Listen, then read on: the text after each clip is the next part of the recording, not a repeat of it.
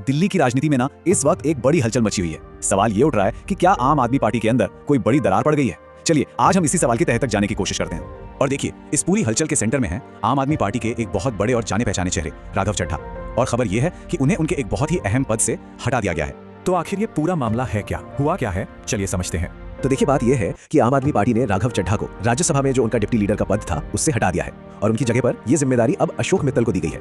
लेकिन मामला सिर्फ यहीं तक नहीं है, पार्टी ने इससे भी एक बड़ा कदम उठाया है। उन्होंने पार्लियामेंट से रिक्वेस्ट की है कि राघव चड्ढा को अब पार्टी के कोटे से बोलने का वक्त न दिया जाए। और आप समझ सकते हैं कि ये पॉलिटिक्स में कितनी गंभीर बात है। अब जाहिर सी बात है, जब ऐसे फैसले लिए जाते हैं तो राजनीतिक गलियारों में अटकलों का बाजार तो गर्म होना ही था। सवाल यही उठ रहा है कि क्या ये सब आम आदमी पार्टी के अंदर चल रहे किसी बड़े झगड़े का इशारा है।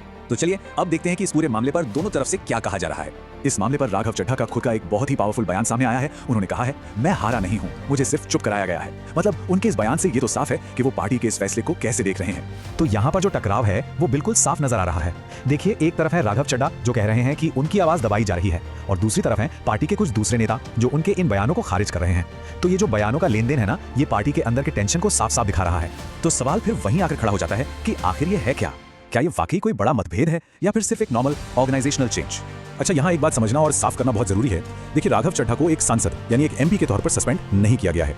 वो अभी भी राज्यसभा के सदस्य हैं। उन्हें सिर्फ एक पार्टी के पद से हटाया गया है, उनके संवैधानिक पद से नहीं। ये एक बहुत बड़ा फर्क है।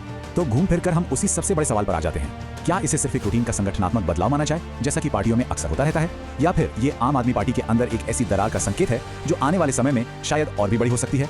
इस पर आपकी क्या राय है? क्या लगता है, ये पार्टी का कोई अंदरूनी मामला है या फिर राघव चड्ढा के साथ कुछ गलत हुआ है? अपनी राय हमें नीचे कमेंट्स में लिखकर जरूर बताइएगा। और हाँ, अगर ऐसे ही और भी विषयों पर आप सीधी सरल जानकारी चाहते हैं तो हमारे चैनल को सब्सक्राइब करना बिल्कुल मत भूलिएगा। Subscribe our channel, more informative videos.